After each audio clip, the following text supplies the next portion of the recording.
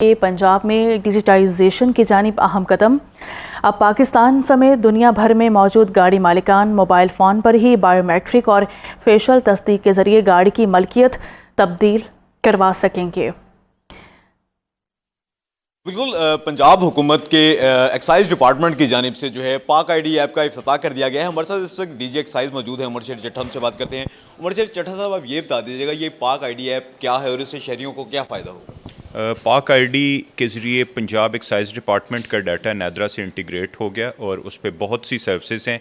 जो हमारे लिए सबसे बेनिफिशियल सर्विस है वो है कि बायर और सेलर अब उसे कहीं जाने की ज़रूरत नहीं है, चाहे वो पंजाब में है, पाकिस्तान में है, मुल्क से बाहर है, कहीं भी है, वो पाक आईडी पे अपना आईडी बनाएगा। उसके नाम पे जो गाड़ियाँ हैं वो वाज़े उसे नज़र आएंगी।